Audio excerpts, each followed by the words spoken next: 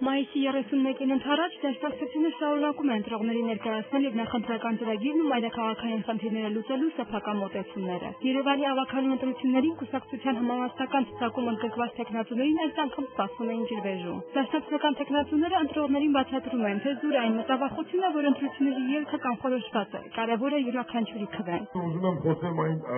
նկարչության մասին, որը արդեն տարածվել է մեր հասարակության մեջ, տոկոսներ են բաժանել արդեն, ժողովրդի մոտ կարծիք են ձևավորում, ծերի ջրվեժներ։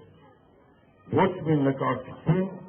չի կարող ճնշի ձեր կամքին։ Երևանի քաղաքապետի դաշնակցական տեխնացու Արծիկ Մինասյանն էլ նկատում է. Երևանի կառավարումն այսօր ընկալվում է սոց քաղաքային խնդիրների լուծման մակարդակում, այնինչ առաջնային հարցերին զուգահեռ անհրաժեշտ է որդեգրել Երևանի կայուն զարգացման ռազմավարական մոտեցում։ Երևանի յուրաքանչյուրի իրավունքի պաշտպանությունը լինելու է իմ քաղաքապետարանի գլխավոր խնդիրը։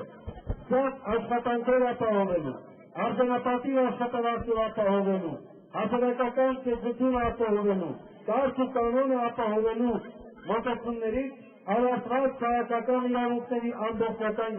վերաշնորհման։ Տեսնում եք, ես գործում եմ կտարտերում, նաև անձրև եմ սկսում դադարել գալուց, որովհետև նաև երկինքը հավատում եմ խոսքերին։ Իսկ ավագանու դաշնակցական տեխնացուների հանդիպումը Շենգավիթ համայնքի բնակիչների հետ սկսվեց Արցախյան ազատամարտում զոհված ընկերոջ Արթուր Կարապետյանի հուշարձանի մոտ ծաղիկներ դնելով։ Այն դաստիարակությունը, որ այսօր հեռուստաեթերից փռվում է եւ մեր մանուկների համար օրինակ է դառնում սերիալի հանցագործ հերոսը, որևէ կապ չունի այն ազգային իդեալի հետ, որով ապրեցին, կռվեցին եւ զոհվեցին Արթուր Կարապետյանը, Հաթուր Կրպեյանը եւ ազգանվեր տղաները։ Եվ մենք պետք է ու պարտավոր ենք մեր երեխաների համար ապահովել այնպիսի իրավիճակ, այնպիսի դաստիարակություն, այնպիսի քաղաքականություն վարել, որ նրանց համար իդեալներ դառնան այս տղաները։ Ազատամարտիկի անունը գրող խորհրդի հարակից տարածքում դաշնակցական տեխնացուները հավաքվածներին ներկայացրին այն կարևոր սկզբունքները, որոնք ընտրություններից հետո պետք է դառնան առաջնային։ Բոլորը խոստանում են բացագույն Երևան, խոստանում են, որ Կախովի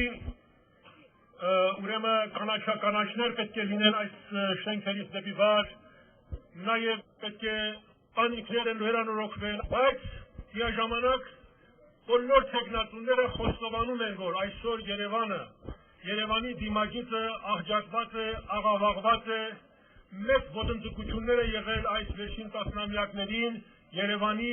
քաղաքաշինության, բնապահպանության ոլորտներում, բայց ոչ ոք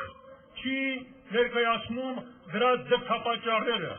Համայն հայության մայրաքաղաքի արդյունավետ կառավարումը պահանջում է համահայկական ներուժի մեկտեղում, որը հնարավորություն կտա կիսել հասարակության տարբեր խավերի մտահոգություններն ու խնդիրները եւ կառուցել երազանքների մայրաքաղաք։ Աննա Մկրտչյան, Ալեքսանդր Քալանթար, Երկիրն այսօր։